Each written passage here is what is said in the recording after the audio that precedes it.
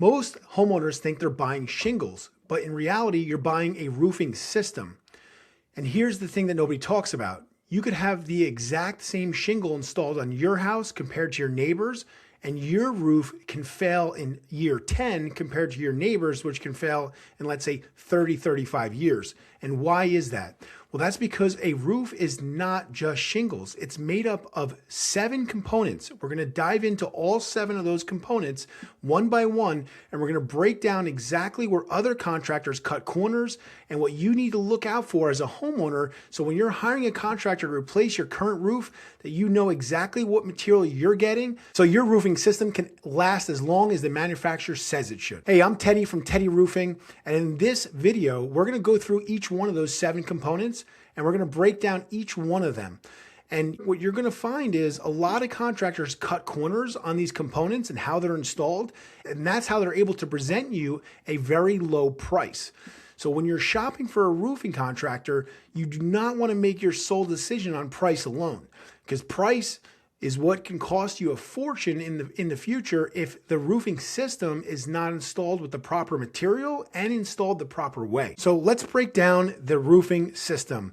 As you can see here, this is showing 6 components. What it's not pointing out is the 7th component, which I'm going to talk about here, is the decking. So you can see we have the plywood or the decking. This is the foundation of your roofing system.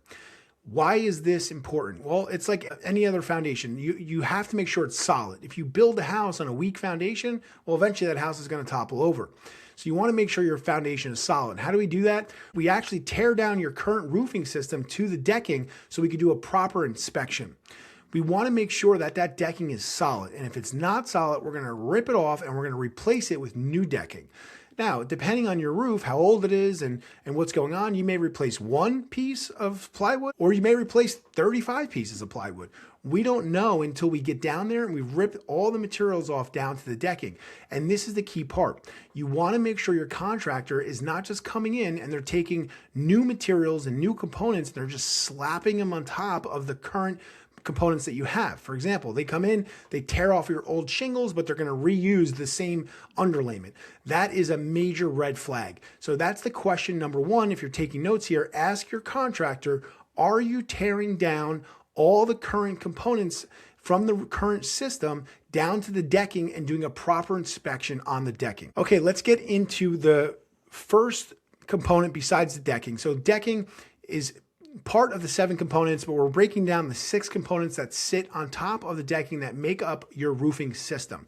So the first component is what's called the leak barrier or ice and water shield. So the ice and water shield or leak barrier, this is going to be installed all around any penetrations, your chimneys, any piping going through your roof, and all the edges as well. Especially in New Jersey, this is very important. You want to make sure that your contractor is installing ice and water, because if they're not, you're going to have a potential leak in the future. As of this recording, it's February, and if you drive around, I'm looking at ice dams all over the state. They're literally on almost every roof where the snow is melting and then it is refreezing at the edges and causing a dam. And then when that snow on top melts, what happens is that water penetrates through the roof. So the ice and water shield is going to prevent that.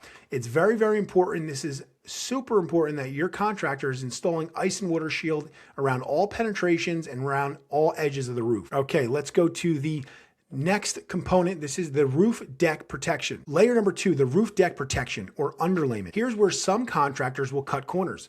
They're going to use an inferior product called felt underlayment. So if you're taking notes, you want to ask your contractor, what type of material are you going to be installing for the underlayment? Is it felt or is it synthetic underlayment? It's very important that they're going to install synthetic underlayment on top of your roof deck. This is going to be covering the entire decking of your roof. It's really the last line of defense if water does penetrate in or around the shingles, because the water will go through the roof decking and then it will get into your home. So you want to make sure that you're using a synthetic underlayment to prevent that. Do not let your contractor use felt, and do not, under any circumstances, allow your contractor to reuse old underlayment that's on the roof. Again, it has to be ripped down to the decking and you have to install brand new underlayment. Okay, the third component is what's called starter strip shingles. Starter strip shingles are very important. These are going to be installed on the edges of your roof. And why is this important? when the wind is blowing, right? And it's going to, the first thing it's going to try to do is get underneath that first layer of shingles. And if you don't have starter strip shingles, what happens is the wind will get underneath that first layer of shingles and it'll just tear off your shingles. Here's where contractors will cut corners.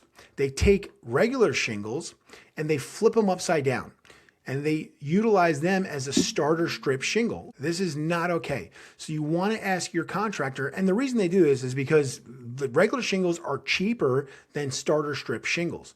So they want to cut corners by using regular shingles and flipping them upside down and saying that that's good enough.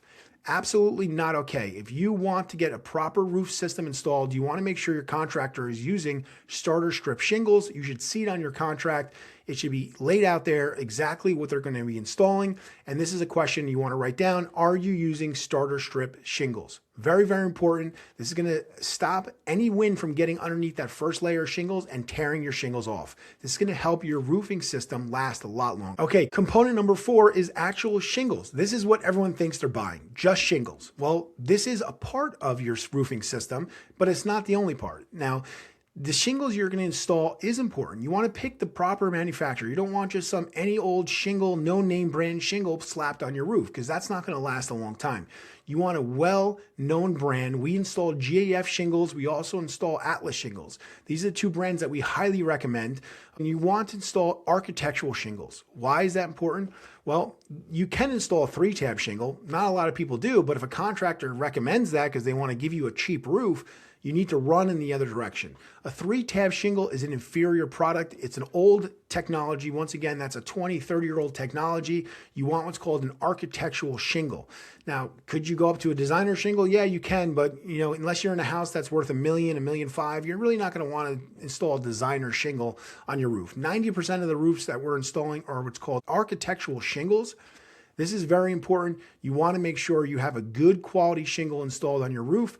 And this is where corners can be cut by contractors, where they can install an inferior product. So if they're giving you an estimate and it's just saying architectural shingles, okay, that's fine. But what is the brand that you're installing? You want to make sure that you're getting a good brand. We love GAF. They are originally from New Jersey. They were started out of Bound Brook, New Jersey. They've been around for over 130 years. We highly recommend GAF as a product. Their DZ shingles are the #1 shingle sold in the country. So this is what we highly recommend that you install on your roof in 2026. Okay, the next component number 5 is attic ventilation. Attic ventilation is a very important topic when you're talking about replacing your roof. Now, here's where most contractors will cut corners. They're going to come in and they're going to install exactly what you currently have. So if you have a 25, 30, 35-year-old roof, and it has an old 35-year-old roofing system where maybe you have roof vents and you don't have ridge vents, well, they're just going to come in and say, all right, we're just going to replace what's there. And that's not the end of the world, but it is a way to cut corners. In 2026, they should be installing what's called a ridge vent for ventilation. Okay, now not every roof can have a ridge vent installed. It really depends on a few things, and it needs to be looked at by a contractor that understands ventilation and how ventilation works. Okay, so you can't just put a ridge vent on every roof. So if your roof has gable vents, well, you're not going to be able to have gable vents and a ridge vent. Okay, but if you have an old inferior system where you have roof fans, okay, you might want to get rid of those roof fans, close up the penetrations, close it up to a nice clean new decking, and then install ridge vents. That might be an option for you. If you have ridge vents currently, well, then you want to stick with ridge vents. So you want to make sure that the contractor, when you're speaking to them, that they're installing the proper ventilation. Ventilation is very important. It's something that I believe is not talked about enough. If you don't have the proper ventilation, you could potentially have issues in the future in the wintertime where you're going to have ice dams or you could have potential leaks. In the summertime, your roofing system can be overheated because you don't have the proper ventilation. So now your shingles are baking. So instead of getting 25, 30 years out of them, you're getting 15 years and you're not really sure why. Well, the ventilation is most likely the culprit. So ventilation is super important. If you can install a ridge vent in 2026, we highly recommend it. Okay, the next component, the final component, is what's called the ridge cap shingle. The ridge cap shingle is the last component installed when you're replacing your roof. This goes on the ridge of the roof, and here's where contractors cut corners. They take old 3-tab shingles. Why? Well, they're cheap. They're the cheapest shingles you could buy. If you compare the price to 3-tab shingles versus actual ridge cap shingles, it's a huge discrepancy in price. So they try to cut corners by slapping old 3-tab shingles on your ridge. You want to ask your contractor, are you using ridge cap shingles?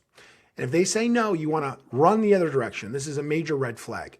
And why is this important? A ridge cap shingle is designed to keep your shingles on your roof. It's capping off your roof. This is going to be an area that's very susceptible to high winds. So if you have a 3-tab shingle that's just slapped up on the ridge, well, there's a very high chance that the wind is going to come in and blow those shingles off. Ridge cap shingles were designed to encapsulate the ridge and make sure that they do not get blown off by high winds. So this is important. You do not want to cut corners here. You want to ask your contractor, are you installing ridge cap shingles? Okay, to summarize what we learned in this video, roofing system is not shingles. It's actually made up of 7 components, 6 components of the system itself, but the foundation is the most important part. That is your roof deck. You want to make sure you have a solid roof decking. And then we talked about the ice and water shield. You want to make sure your contractor is installing that. It should be laid out on your proposal.